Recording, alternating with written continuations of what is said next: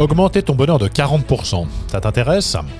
Si la réponse est oui, reste bien en ligne, puisque aussi incroyable que ça puisse paraître, le bonheur est un choix, les études scientifiques nous le démontrent.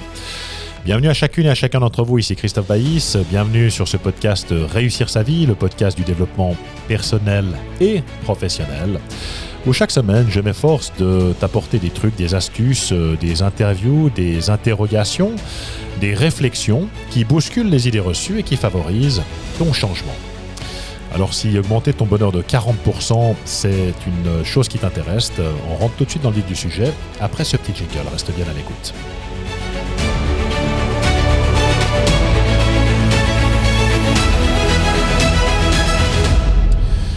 Ouh, 40%, c'est énorme, hein, il faut bien l'admettre, 40%, ça n'est pas moi qui le dis, hein, ce sont les études scientifiques sur le bonheur qui ont été faites depuis des années du reste, et notamment par Sonia Lyubomirsky, qui est directrice du laboratoire de psychologie positive de l'Université de Californie, UCLA, qui l'a démontré après 18 années de recherche auxquelles ont participé des centaines d'étudiants et des milliers de patients volontaires. Sonia Lyubomirsky a écrit un ouvrage qui s'intitule « Comment être heureux et le rester ». Et c'est un ouvrage que j'invite tout un chacun à lire si d'aventure vous êtes intéressé et que vous voulez plus d'informations. Je vous mettrai les références dans le commentaire de ce podcast. Et effectivement, elle nous démontre que augmenter son bonheur de 40%, c'est possible. C'est possible pour toi, c'est possible pour moi, c'est possible pour nous, c'est possible pour tout un chacun. Et que ces 40% sont la part de bonheur qu'il est en ton pouvoir de changer, quel que soit ton héritage génétique et quelles que soient les circonstances de ta vie. Et sur son ouvrage, en fait, Sonia Lyubomirsky a mis un gâteau qui représente ce gâteau du bonheur. Et elle explique notamment dans son ouvrage que 50% de ce bonheur, donc la moitié du gâteau, provient de notre héritage génétique, étant entendu que si je suis en bonne santé, que j'ai mes 2 jambes, mes 10 doigts, que je respire bien, que tout marche bien dans mon corps, que j'ai pas de problèmes hormonaux et autre chose comme ça, eh bien c'est déjà 50% du travail qui est fait. Encore faut-il après avoir de la gratitude pour ce que la nature, ou en tout cas nos parents nous ont donné, et que effectivement, en prendre conscience, c'est déjà 50% du boulot qui est fait. Ensuite, on a 10% de ce gâteau du bonheur qui sont constitués des circonstances de notre vie. Et ça, c'est la bonne nouvelle parce que ça veut dire que les circonstances de notre vie, ce que nous vivons, les situations, les contextes, ce sur quoi finalement nous n'avons pas de prise, ne représentent que 10% de ce gâteau du bonheur. Alors quand on entend parfois les gens se plaindre de leur situation, à les entendre tout va de travers, c'est terrible, et c'est la raison pour laquelle finalement ces circonstances extérieures font qu'elles ne sont pas heureuses dans la vie, eh bien la réalité c'est qu'en fait ça ne représente que 10% de leur malheur en quelque sorte. Donc même quand tout va mal dans les circonstances de notre vie, qu'on fait face à de l'adversité, à de la difficulté, à des défis, à des challenges, eh bien la réalité c'est qu'en fait ça ne représente que 10% de ce gâteau du bonheur. Et la bonne nouvelle c'est qu'en fait 50 plus 10 ça nous fait 60, et il reste 40% de ce gâteau, et ces 40% sont représentés par notre investissement personnel. C'est-à-dire que, et oui, c'est peut-être la mauvaise nouvelle ou la bonne nouvelle, suivant le côté dont on décide de voir la chose, mais effectivement, tout ce qui a de la valeur dans la vie représente un effort, et qu'effectivement, il va s'agir de faire un investissement personnel pour pouvoir acquérir, pour pouvoir augmenter ces 40%. Mais 40% sur un 100%, c'est absolument phénoménal. Ça veut dire que si déjà je suis en bonne santé, que les circonstances externes se passent pas trop mal, j'ai déjà une bonne partie de ce gâteau au bonheur, j'ai encore cette capacité de l'augmenter de 40% en investissant personnellement dans ma capacité à acquérir davantage de bonheur.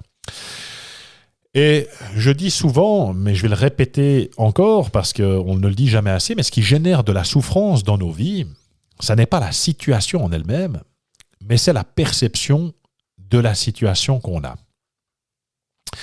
Et là, je vais laisser quelques secondes pour que cette phrase puisse pénétrer et imprégner votre esprit. C'est ce qui génère de la souffrance dans nos vies, c'est pas la situation en elle-même, mais c'est la perception qu'on en a. Pourquoi est-ce que je dis ça ? Qu'est-ce qui me permet de l'affirmer ? Eh bien, c'est que Notre cerveau se trouve dans notre boîte crânienne, il est aveugle, il ne voit rien. C'est lui qui va processer l'information. Et cette information va lui parvenir par nos 5 sens, la vue, l'olfactif, le gustatif, le kinesthésique, l'auditif. Et que, effectivement, eh bien, ces canaux vont amener des millions d'informations au cours de la journée. Le cerveau ne peut pas processer des millions d'informations. Il va devoir ségréguer une partie des informations au détriment d'autres informations. Et effectivement, eh bien, il va processer ces informations qui vont passer à travers tout un tas de filtres, des filtres qui ont été établis au cours de notre existence en fonction de nos expériences de vie, de notre vécu, en fonction de notre éducation, du contexte social dans lequel on a été élevé, des expériences scolaires qu'on a faites, de nos croyances spirituelles ou de nos croyances tout court, etc., etc. Et qu'en fait, en fonction de ces différents filtres, eh bien, il va décider d'interpréter la chose d'une façon ou d'une autre. Et je reviens sur ce que je vous disais en préambule, ce qui génère de la souffrance dans nos vies, ce n'est pas la situation en elle-même, mais c'est la perception de la situation qu'on a. C'est-à-dire que notre cerveau va processer l'information, il va donner une signification à la chose, et puis il va dire c'est comme ça, et on va croire benoîtement, j'ai envie de dire, qu'il s'agit en fait de la vérité. Or, il ne s'agit pas de la vérité, mais uniquement d'une réalité qui est la nôtre, qui nous est propre. Et j'en veux pour preuve que si on prend ce petit exemple, on dessine le chiffre 6 par terre et qu'il y a une personne qui se met d'un côté puis l'autre de l'autre, il y en a un qui voit un 6, il y en a un qui voit un 9. Personne n'a raison, personne n'a tort. Ça dépend uniquement du point de vue depuis lequel on se place pour regarder cette chose-là. Et finalement, on se rend compte que dans toutes les situations de notre vie, eh bien, il n'y a pas un seul point de vue, il n'y a pas une vérité universelle, mais il y a toujours une perception qu'on va avoir qui va être générée par la position, par depuis où, en quelque sorte, on voit la situation, comment est-ce qu'on la processe, et puis la signification qu'on va donner à cette chose-là. Et je discutais ce matin avec un client qui éprouvait des difficultés au travail. Il y avait eu quelques mots avec une de ses clientes, et puis la personne était rentrée en réaction. Ça lui avait fait monter les tours. Et puis je lui disais, mais ça, c'est toujours la même histoire. C'est une question de perception de la situation. Un client qui est fâché, d'accord, vous travaillez dans un service vente ou un service à la clientèle par exemple, et puis vous avez souvent des gens qui viennent rapporter du matériel qui n'était pas conforme ou qui était cassé ou qui marchait pas, puis la personne bien sûr est toute frustrée et en fonction de l'éducation qu'on a eue, on va avoir plus ou moins de difficultés à exprimer notre courroux avec le doigté ou l'élégance suffisante pour que la personne décide de nous aider. On va avoir certains quérulents, on va dire, des gens qui sont frustrés puis qui vont vider toute leur colère ou toute la misère du monde sur les épaules de la pauvre personne qui se trouve en face. Et bien, je donnais cet exemple à mon client ce matin en disant, effectivement, si aujourd'hui je me mets dans une dynamique de je travaille dans un service client et puis tous ces clients qui viennent se plaindre, j'en peux plus, et puis la prochaine fois que j'en ai un qui me parle mal, je lui rentre dedans puis je lui explique parce qu'il n'a pas me parlé comme ça, etc. On va rentrer en conflit, alors que si en fait je suis dans une dynamique de me dire, eh bien effectivement, je comprends la frustration de mon client, je vais notamment lui faire une réflexion en lui disant, écoutez, je comprends parfaitement, je vois du reste que vous êtes très en colère, on va essayer de trouver une solution, à votre place je serais également en colère comme ça, mais finalement mon rôle de travailler dans un service à la clientèle n'est pas de prendre personnellement les choses ou de rentrer en conflit avec les gens parce que tout à coup ils sont fâchés. On peut comprendre que quelque part ils soient dans une frustration, même s'il y a des façons différentes de pouvoir exprimer cette frustration.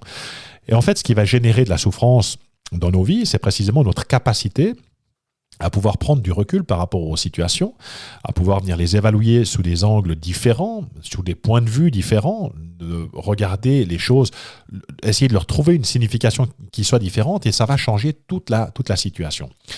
Pour donner un autre exemple par rapport à cette même situation de service client, toujours avec la discussion que j'avais ce matin avec mon client, je dis, la réalité, c'est qu'en fait, en toute situation, on a le choix. Si je donne un autre exemple pour illustrer mon propos, vous décidez de prendre un moment pour vous, de vous installer confortablement avec votre meilleur bouquin ou votre roman du moment pour passer un bon moment de lecture, de tranquillité.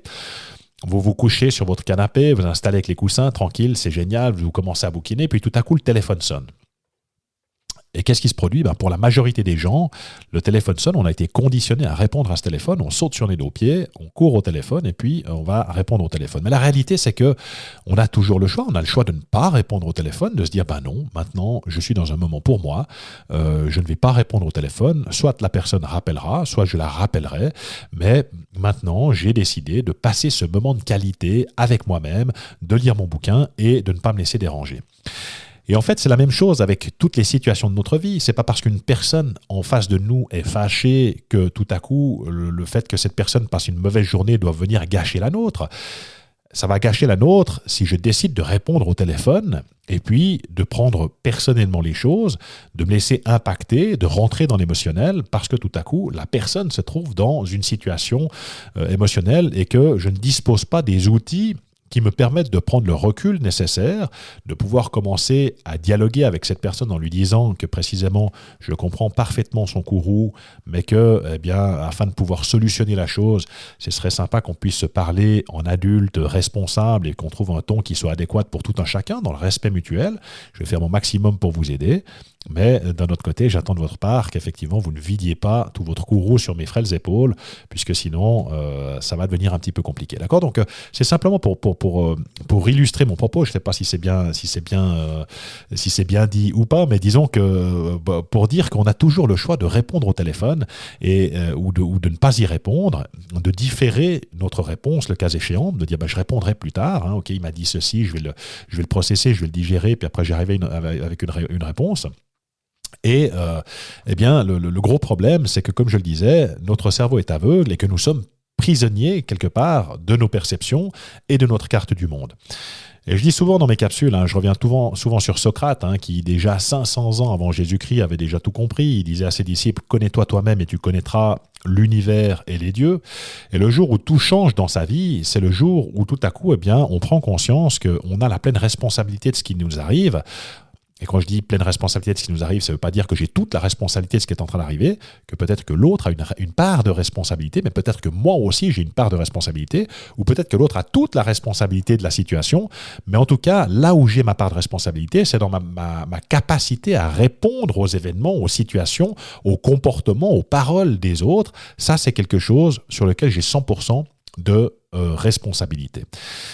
Et quand quand j'ai acquis les outils qui me permettent précisément de ne pas me laisser impacter, qui me permettent de baisser mon stress, qui me permettent de sortir de l'émotionnel pour pouvoir apporter une réponse adéquate, pour pouvoir faire preuve d'assertivité, cette capacité que nous avons à nous exprimer en toute neutralité, sans être dans le jugement, en acceptant que l'autre puisse avoir un point de vue différent, sans nous en trouver humiliés ou mis en confrontation, et puis qu'on est simplement d'accord que l'autre, ok, c'est son point de vue, c'est chez lui, il n'y a pas de problème, il voit la chose comme ça et c'est ok. Et moi, je vois la chose différemment et que peut-être qu'on est simplement d'accord de ne pas être d'accord. Mais à quel moment est-ce que finalement nous pensons avoir la science infuse et que tout le monde doit penser de la même façon? C'est un petit peu souvent ce qui se produit. Tout à coup, on a envie de convaincre l'autre, de lui dire que nous avons raison, qu'il a tort et qu'effectivement, comme l'autre fait exactement dans l'exacte même dynamique, c'est ce qui vient générer de la friction sur la ligne ou de la friture sur la ligne et qui vient générer le conflit. Donc en fait, le jour où tout change dans notre vie, c'est quand on a la capacité d'accéder à la carte du monde des autres, de voir les choses sous un angle, sous des points de vue différents. Mais ça va demander deux choses. Quand je parle d'investissement personnel pour acquérir ces 40% de bonheur en plus, ça va demander d'avoir une conscience de soi suffisante. Quand je parle de conscience de soi, j'entends par là la connaissance de soi, parce que c'est la connaissance de soi qui nous donne les clés d'une vie épanouissante. Si je ne me connais pas, comment diable pourrais-je prendre les bonnes décisions? Comment diable pourrais-je comprendre ce qui m'arrive si tout à coup, je n'ai pas identifié mon mode de fonctionnement, ce qui m'anime, ce qui me motive, ce qui me fait vibrer, ce que je dois venir nourrir chez moi, ce que je cherche à défendre? Effectivement, j'agis un petit peu comme une poule sans tête en courant dans toutes les directions et finalement, je me cogne un petit peu contre les murs, contre les contraintes de ma vie. Et en fait, cet investissement, ça va nécessiter en plusieurs choses parce que quand on rentre en réaction, c'est systématiquement qu'une valeur ou un besoin est touché et ça va être essentiel de venir identifier ces valeurs. Pourquoi ? Parce que ça va vous donner une lecture de vos importants. Nos valeurs fonctionnent un petit peu comme la colonne vertébrale qui nous supporte. Hein. On va mettre beaucoup d'énergie pour défendre nos valeurs. Ça va orienter la direction, ça va donner une direction à notre vie, nos valeurs. Ça agit comme une boussole dans nos vies. Et qu'effectivement, bien, si je n'ai pas la conscience des 10, 15 valeurs qui m'animent dans ma vie, et quand je pose souvent cette question à mes clients, ils disent non, mais les valeurs... Non, je suis au courant, non, c'est bien, je sais. Et quand je leur dis, ok, si tu peux me nommer les 10 valeurs qui gouvernent ta vie, eh bien la personne est bien empruntée pour le dire. Généralement, elle me dit, j'aime pas l'injustice, j'aime bien la liberté, puis on a de la difficulté à aller un petit peu plus loin. Et en fait, faire cet exercice sur ces valeurs, venir les identifier, du reste, ça vous intéresse, j'ai une petite formation sur mon site, vous pouvez aller voir, et ça vous permettra de faire cet exercice de venir sélectionner ces valeurs, ces 10-15 valeurs qui vous animent parmi une liste de 211 valeurs qui est assez exhaustive, et de venir notamment les hiérarchiser. Et pourquoi c'est un exercice important et intéressant à faire ? Parce que tout à coup, quand on rentre en réaction dans notre vie, parce qu'une de nos valeurs est touchée, ça permet d'identifier tout de suite quelle valeur est touchée, de dire tiens, il ne m'a pas respecté, ok, qu'est-ce que j'aimerais à la place ? J'aimerais qu'il me respecte, ok, dis donc quand tu me parles de cette façon, je sens, j'ai l'impression de ne pas être respecté. Et moi, je mets beaucoup d'emphase finalement à ce qu'on puisse avoir des relations harmonieuses au sein de notre service. Et ma demande pour toi, c'est qu'à l'avenir, quand la moutarde te monte au nez, je préférais que tu ailles prendre plutôt un café ou prendre un petit peu l'air et puis qu'on en reparle un petit peu, qu'on puisse se parler de manière beaucoup plus harmonieuse, beaucoup plus sereine. D'accord ? Donc ça permet de dire les choses de manière tout à fait... de faire preuve d'assertivité, parce que je suis simplement sur ma valeur, je suis pas en train d'attaquer l'autre, je suis simplement en train de te parler de mon ressenti, de dire ce que moi j'attends de mon côté de la relation, pour que tu puisses le faire, et que comme ça, on a une communication non violente qui va permettre à chacun de pouvoir se positionner. Peut-être le cas échéant, la personne ne s'était même pas rendu compte qu'en fait, en adoptant ce ton ou cette chose-là, elle était dans l'irrespect, ou qu'elle était simplement en train de vider sa frustration sur l'autre, et que ça lui permet tout à coup de venir conscientiser un comportement qui n'était peut-être pas adapté. En termes de besoins, les besoins, c'est essentiel. Et ma pratique du coaching me confirme et m'indique que l'immense majorité des gens n'ont pas la connaissance de leurs propres besoins. J'en parlais dans ma dernière capsule, comment construire un couple solide, harmonieux et surtout heureux et durable. La thématique des besoins est au cœur de la problématique que rencontrent les couples. C'est que, si vous voulez écouter cette capsule, vous apprendrez bien des choses par rapport à notre capacité à pouvoir faire en sorte que notre couple se solidifie, qu'on ait cette cohésion au sein du couple, cette complicité, cette harmonie, et qu'effectivement, si je n'ai pas la conscience de mes propres besoins, je vais avoir de la difficulté à les exprimer à l'autre. Comme l'autre est exactement dans la même problématique que moi, il n'a pas la conscience non plus de ses propres besoins. On a 16 besoins universels, tout un chacun, peu importe la langue que vous parlez, l'endroit géographique où vous habitez, on a toutes et tous ces 16 besoins universels, et qu'effectivement, si je n'ai pas la conscience de mes besoins, et c'est mes besoins qui vont générer mes comportements, qui vont être à la source de mes comportements, donc quand j'ai un besoin, et ces besoins, ils vont avoir une intensité plus ou moins forte ou plus ou moins faible, et en fonction de mon fort besoin, si je prends un exemple trivial pour vous l'illustrer, moi j'ai très faim et l'autre sur le même besoin n'a pas faim. Si moi j'ai très faim, j'ai envie de manger, mais l'autre s'il n'a pas faim, il a pas envie de se forcer à manger. Il dit non mais attends, moi j'ai pas faim. Mais c'est pas parce que l'autre n'a pas faim que moi je vais pas manger. J'ai aussi le droit d'aller. Tu as le droit de pas manger, c'est ton droit le plus strict. Mais moi j'ai le droit de me nourrir, d'aller au frigo puis de me faire quelque chose à manger pour venir combler ce besoin qui est le mien. Et un besoin qui ne va pas être nourri dans une relation, que ce soit une relation professionnelle, une relation amicale, avec sa femme, ses enfants, avec ses amis, ses voisins, ses collègues de travail, son conjoint, va être nourri à l'extérieur de la relation. C'est-à-dire que c'est vraiment important de le comprendre. Et le gros problème, c'est quand on a des besoins qui sont diamétralement opposés, en général, quand les deux se regardent, ils n'arrivent pas à se comprendre. On ne peut pas se comprendre parce qu'on ne comprend pas que l'autre aime les choux Bruxelles alors que nous, on déteste les choux Bruxelles. Et puis celui qui aime les choux Bruxelles ne peut pas comprendre que l'autre déteste les choux Bruxelles puisqu'il trouve ça si bon. Et ça marche comme ça pour ces 16 besoins psychologiques fondamentaux. Et que tant qu'on n'a pas la conscience de nos propres besoins, de ce qui va venir in fine générer nos comportements, eh bien, on a de la difficulté à pouvoir exprimer ses besoins à l'autre, on a de la difficulté à comprendre pourquoi l'autre fonctionne de cette façon-là, et puis au lieu de pouvoir thématiser sur nos besoins respectifs, de pouvoir dire, bah tu vois, moi j'ai faim, puis moi j'ai pas faim, et puis dire, bah ok, bah moi ça te dérange pas si je me fais un sandwich pendant que toi tu vas, tu manges un petit consommé à l'œuf, eh bien, on va avoir de la difficulté à trouver l'harmonie au sein de nos relations, que ce soit à l'intérieur d'un bureau ou que ce soit à l'intérieur d'un couple. La connaissance de soi, toujours dans cette notion d'investissement personnel, ça correspond aussi au discours intérieur qui est le nôtre, parce que la réalité, c'est que nous sommes, la personne que nous sommes aujourd'hui et la personne que nous aspirons à devenir, eh bien, sont deux personnes différentes. Aujourd'hui, ce qui caractérise la personne que nous sommes, ce sont la somme de nos pensées, de nos croyances, de nos discours intérieurs, etc. Ce sont ces pensées, ce discours intérieur qui vont générer nos émotions. Nos émotions, en fonction qu'elles sont positives ou négatives, eh bien, vont générer des comportements aussi.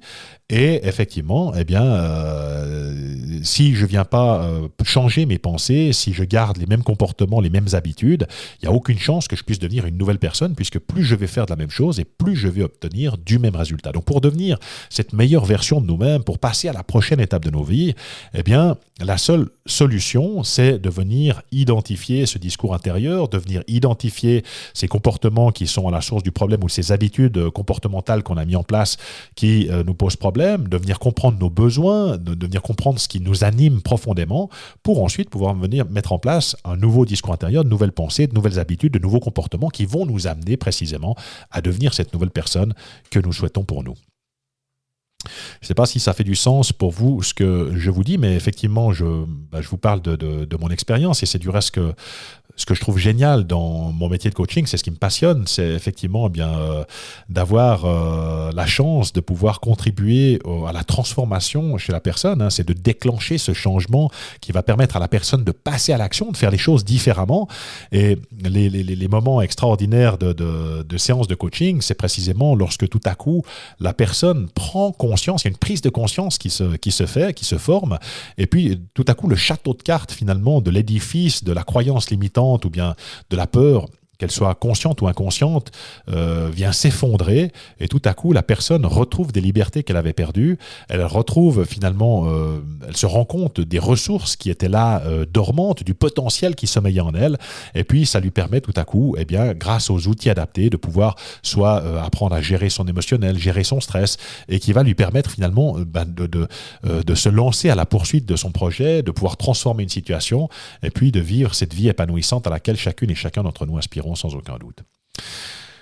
Et je vous parle d'expérience parce que j'ai pas toujours été la personne que je suis aujourd'hui. Donc j'ai eu aussi mon lot de défis, de problèmes, de frustrations à gérer. Et effectivement, pendant de nombreuses années, j'ai 30 ans de salariat avant d'être passé au coaching, et j'ai eu de nombreuses années à vivre des frustrations que j'avais tendance à ramener à la maison. Pourquoi j'avais des frustrations? Parce qu'il y avait des choses que je ne disais pas dans mes diverses activités professionnelles, des choses qui finalement avaient tendance à se répéter d'un emploi à l'autre. Moi, j'ai changé plusieurs fois de carrière, donc pour celles et ceux qui prennent cet épisode, que c'est le premier, j'ai 10 ans de police judiciaire à mon actif, et puis après, je suis parti à la banque, puisque j'étais spécialisé dans la lutte contre le blanchiment d'argent et le crime organisé, et puis j'ai travaillé dans plusieurs établissements bancaires, et puis chaque fois, je suis retombé un petit peu sur les mêmes problématiques, avec une difficulté à dire un désaccord, à dire quand effectivement je voyais une injustice qui était perpétrée, à pouvoir le dire. Pourquoi? Parce qu'il y avait effectivement un mécanisme inconscient chez moi mais le conflit c'est pas bien, il faut pas dire, l'autre va mal prendre, machin, etc. Puis finalement on se fait des petites boules de frustration dans son ventre, ces petites boules commencent à devenir des grosses boules, puis pour finir c'est quelque chose qui commence à devenir ingérable, et puis on rentre avec ces frustrations, et puis la frustration, on vient la vider finalement auprès de ses proches, ou ça vient impacter finalement tous les compartiments de sa vie.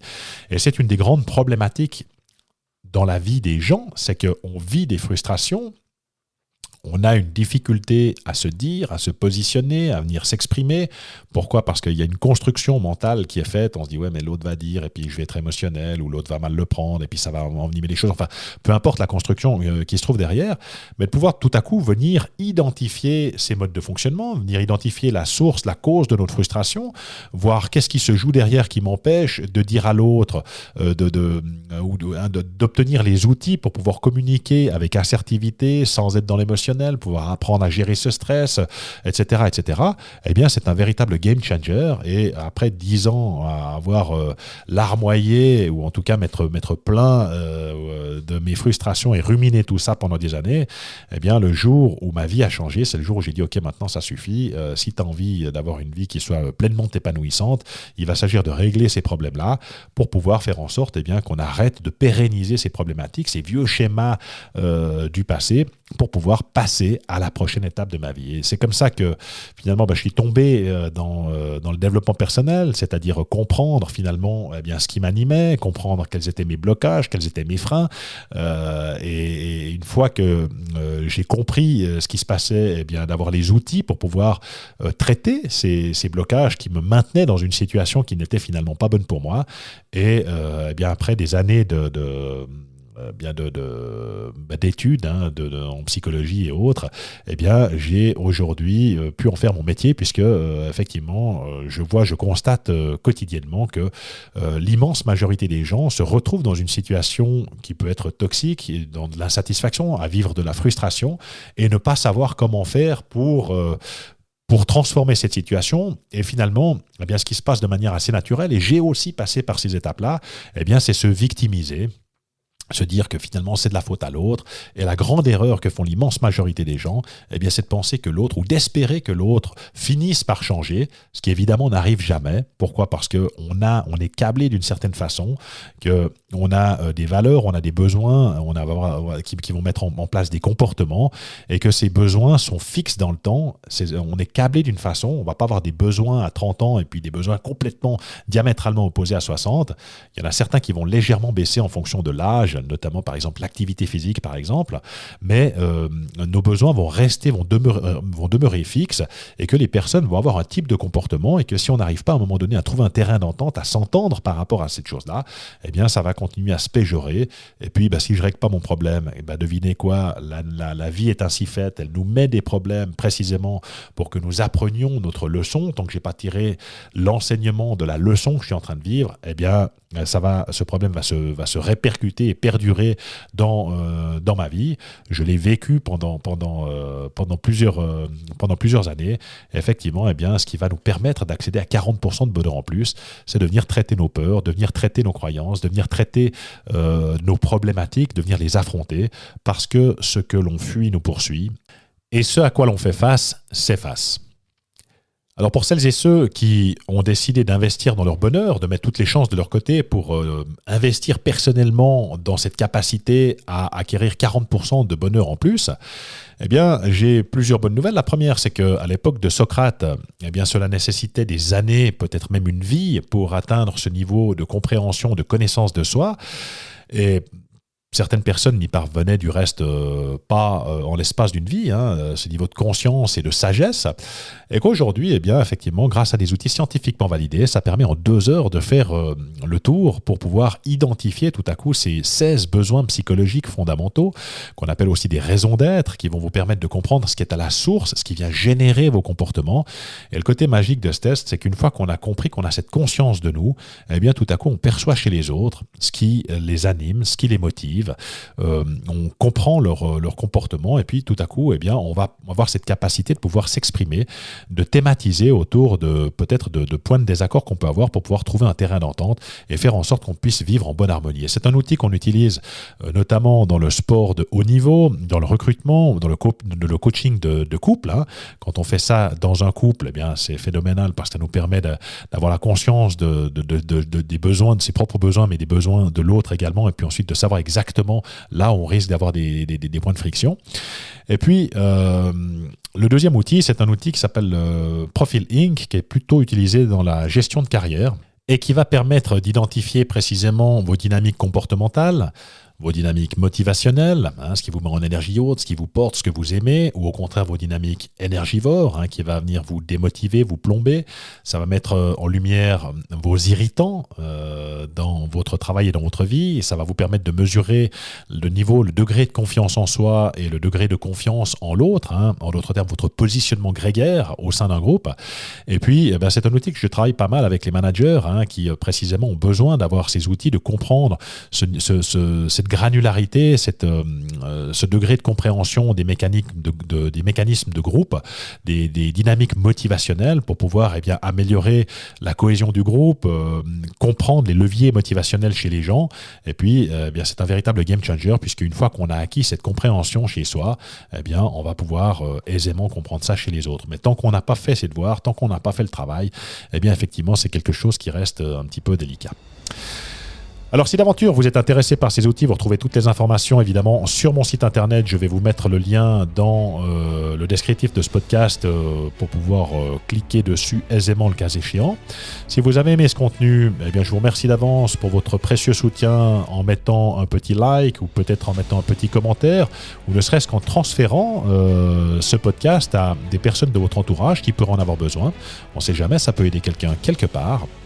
C'est tout pour aujourd'hui. Je vous souhaite plein de bonheur et jusqu'à notre prochaine communication, je vous dis bye tout le monde.